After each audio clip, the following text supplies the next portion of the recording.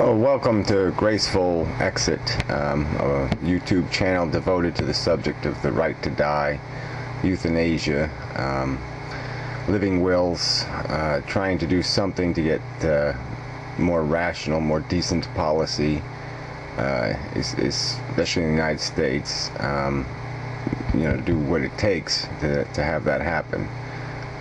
It really should be a fundamental constitutional right. The right to die gracefully, humanely, decently. In essence, we are rudely and crudely pushed into this existence, and we should, as individuals, as people, we sort of have earned a graceful exit, an exit that we control. It doesn't have to be any more rude or crude than is necessary, than humanity demands, and our humanity is not what's at play now. It's basically this is one of the biggest vices of religion. It's probably the one issue that gives me more contempt for religion than any other, is their interference in this fundamental decision. Life is not a game. It's not a gift. It's real, and people have a right not only to their individual philosophies and understandings of reality, but a fundamental right to invest in those philosophies if they don't in any way encumber the rights of others. That's just the basic the premise of our Constitution is based on that idea, the Jeffersonian idea, that one man's rights end where another man's rights begin. And consistent with that perspective, there's absolutely no reason for popular culture or a popular religious mindset to impose its will on other people and oblige them to respect some religious notion of the gift of life. It's people's individual choice and right to believe their life is a gift, to believe God gave it to them as some sort of present. But it's also another individual's right to say that's a crock of whatever, and I'm not going to see. I don't see the world that way. I don't see my existence that way, and I will control what I can control of it. It's mine to take control of. It's my right to be. It's my obligation to live a responsible life, but I also have a responsibility to myself, and it would be foolish to allow nature or the norms of some culture to cause me any unnecessary harm for the sake of tradition, nonsense. There's two parts to this argument. I guess I've sort of started the decency aspect of it, the fundamental rights aspect of it, but there's also a practical economic reality. We are investing as a culture a preposterous amount of money in obliging people to live out lives that are going nowhere. We have kept people who are in a persistent vegetative state alive for decades for no reason, just as a monument, as a little tribute to God, as a sacrifice of sorts. And it's insane policy. For every one of those vegetables we kept alive, as a pragmatic, practical fact, hundreds, maybe thousands died in the world for lack of the resources that we wasted on that person who would have chosen not to be here, and who expressed a desire to not be here under those circumstances. And so there's all it's about now, I suppose the argument is that this is a political question.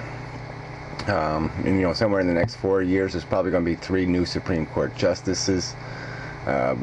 People who believe in this fundamental right really need to get organized and make sure that those justices have values consistent with ours, that they're not going to come to the court with a liberal agenda that's completely broken because they don't respect fundamental. This is a fundamental right, the right to say no thank you what we have created, the world we have created, as a society, as a culture. And even if it's just a rejection of life itself. This, as I stated, this is an issue that's been with me my whole life, just about. Because, yeah, I've never been charmed by the whole living process, the whole cannibalism of it all. It just always seemed incredibly harsh and brutal, and not a game I really wanted to play. Well, not a great time for an interruption. Sorry about the interruption. It's just a draft video introducing the channel, so we'll accept the sloppiness. So let's just get to the system part of it. I guess it's just about systems and creating an infrastructure that protects rights. It protects people from moments of insanity. And so, it's not that hard to do. So you'd have maybe a system where it had longer waiting periods to be approved to gracefully die, medically advanced death,